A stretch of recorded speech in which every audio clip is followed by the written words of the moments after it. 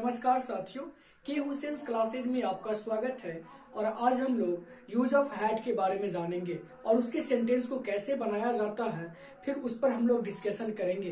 तो आज हम लोग क्या जानेंगे कि यूज ऑफ हैड क्या होता है, इसके एग्जाम्पल क्या हो सकते हैं, इसके स्ट्रक्चर क्या हो सकते हैं और इसके रिमार्क क्या हो सकते हैं। मतलब 3 अहम मुद्दों पर हम लोग बात करेंगे। फिर नेक्स्ट वीडियो में मिलेंगे, उसमें हम लोग सेंटेंस को कैसे बनाया जाता है इसके बारे में जानकारियों को क्या करेंगे, प्राप्त करेंगे। तो अभी हम लोग क्या जानेंगे, यूज ऑफ हैड। और ये हमारा वीडियो का इंग्लिश ट्रांसलेशन का बेसिक टू एडवांस का ये पार्ट नंबर 10 होगा, जो कि आपको एक मैं सूचना दे दूं कि 1 से लेके 9 तक वीडियो अपलोड कर दी गई है। अगर आप में से किसी व्यक्ति ने उसको अगर नहीं देखे होंगे तो सबसे पहले उसको जाके देख लीजिए, ताकि आपकी एक बेसिक जानकारी क्या कि पूरी अच्छी तरह से ट्रांसलेशन का एक नॉलेज होता है वो आपको मालूम चल जाएगा। तो चलते हम लोग यूज ऑफ हैड की ओर।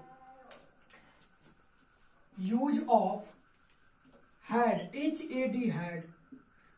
अब यूज ऑफ हैड का परिभाषा क्या हो सकता है इसके बारे में जानेंगे। तो इसकी पहचान ले लीजिए। तो पहचान होगा कि यदि वाक्यों से बोध हो कि कर्ता के पास कुछ था, कर्ता के पास कुछ था, या कर्ता कोई वस्तु का मालिक था, तो ऐसे वाक्यों के साथ हैड का प्रयोग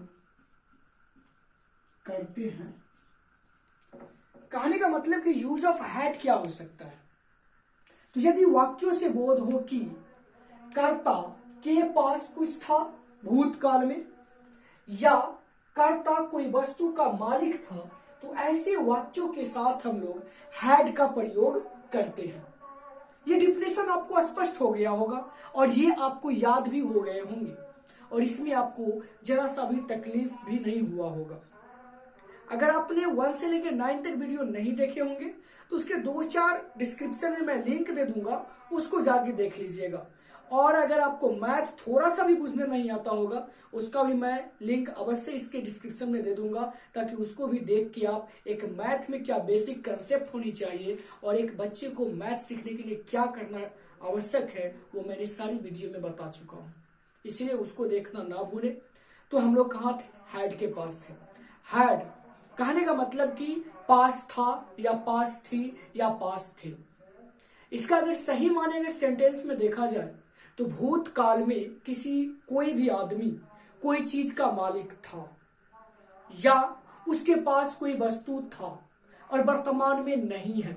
मतलब सेंटेंस को पढ़ने के बाद अगर लगे कि कोई आदमी के पास कोई वस्तु का वह मालिक था, मतलब कि मान लीजिए कि मेरे पास 10 कुर्सियां थी।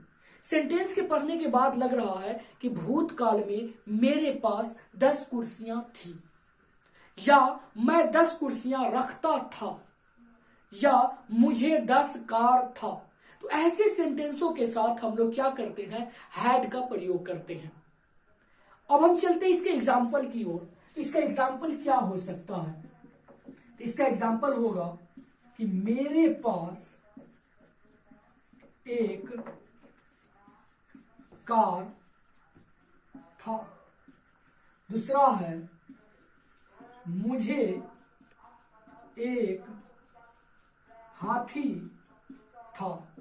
सेंटेंस को पढ़ने के बाद लगना चाहिए कि कर्ता जो है ना वो कुछ ना कुछ कोई चीज का मालिक था, या कोई चीज रखता था, या कोई वस्तु का वो मालिक था। ये सेंटेंस पढ़ने के बाद ऐसा आपको अनुभव होने लगे, आपको ऐसा बिलीव होने लगे, भरोसा होने लगे कि वाकई में इस सेंटेंस को पढ़ने के बाद लग रहा है कि कर्ता के पास कुछ था, तो ऐसे सेंटेंस के साथ हम लोग बेझिझक हैड का प्रयोग करते हैं।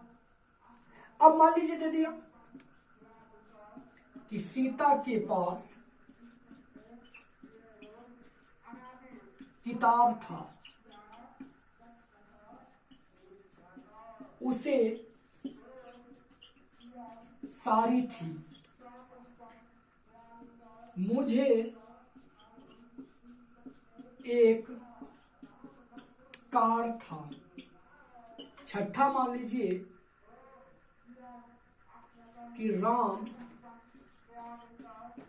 किताब रखता था।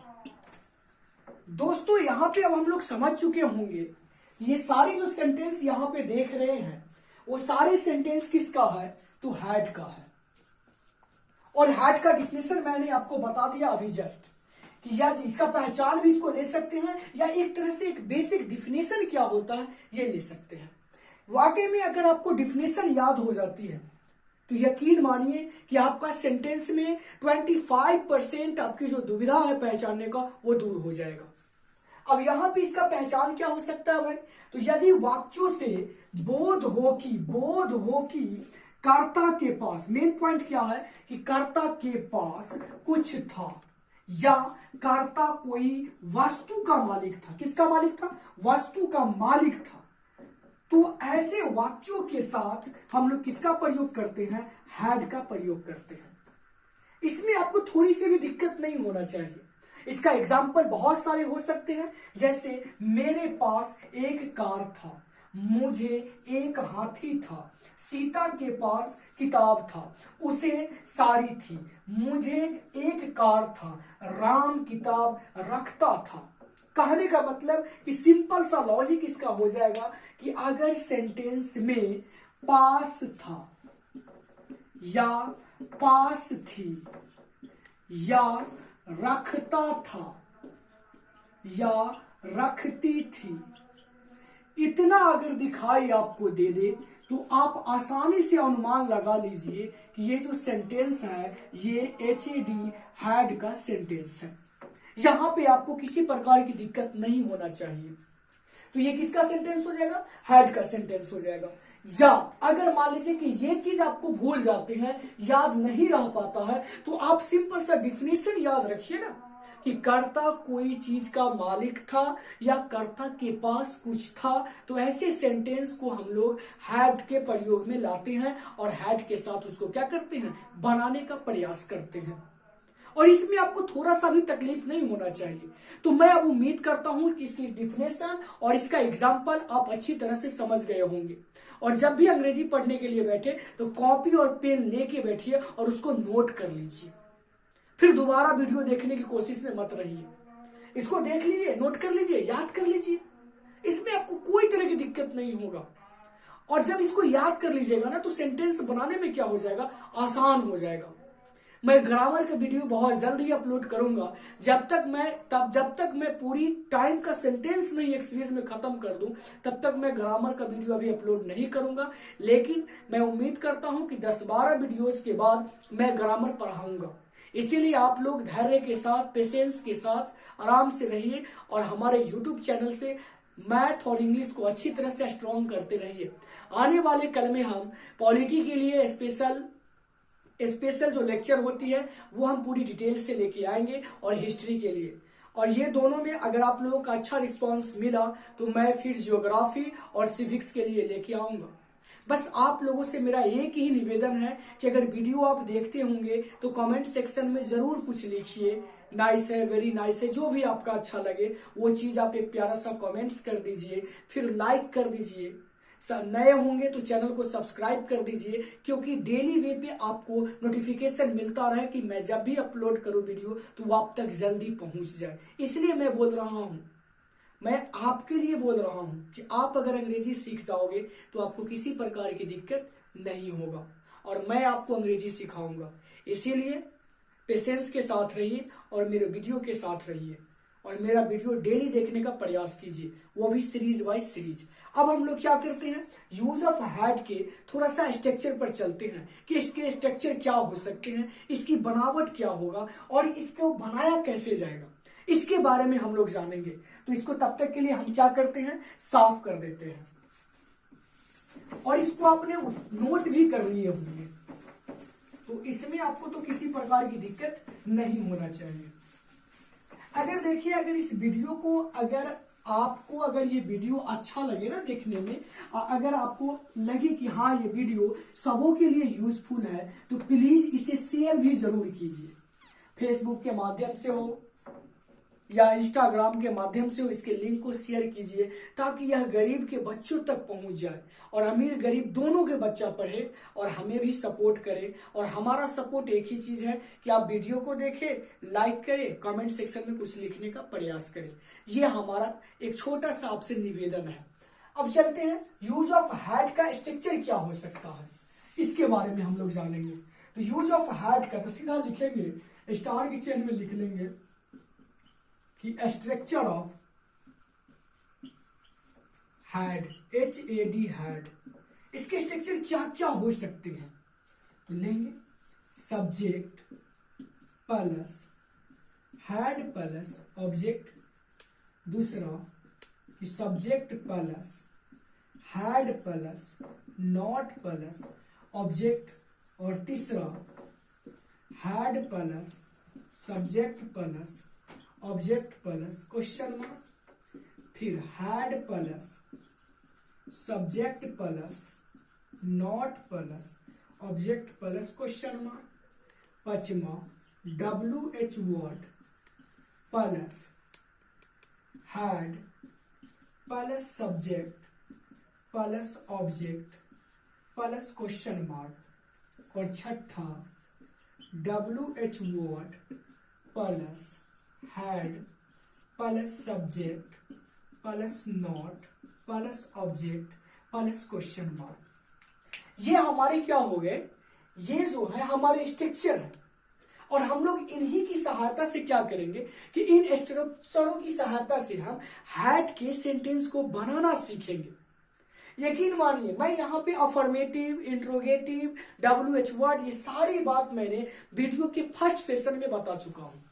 वहां उसको देखिए, वहां में अगर नहीं मिलेगा तो पार्ट 2 पार्ट 3 करके वीडियो का सीरीज है, उसमें जाके आपको जरूर मिल जाएगा कि WH वर्ड किसको कहते हैं, सब्जेक्ट किसको कहते हैं, ऑब्जेक्ट किसको कहते हैं, ये सब जानकारी हम पीछे दे चुके हैं। हैड क्या है, ऑब्जेक्ट क्या है, फिर सब्जेक्ट क्या है, WH वर्ड क्या है, यहां पर भी आपको WH वर्ड दिखाई देता होगा, फिर सब्जेक्ट दिखाई देता होगा, ऑब्जेक्ट दिखाई देता होगा। तो ये सारी चीज मैंने वीडियो के फर्स्ट सेशन में बता चुका हूं, पार्ट 1 में बता चुका हूं। अब यहाँ पे मैं नहीं बताऊंगा, क्योंकि कोई जो बच्चे होंगे ना, जो शुरू से देखते होंगे, वो थोड़ा सा बोर महसूस करेंगे, उनको अच्छा नहीं लगेगा, बोलेंगे कि बार बार सर एक ही को बात को बोल रहे हैं। इसीलिए क्या करेंगे, फर्स्ट वीडियो को जाके आप लोग देख लेंगे।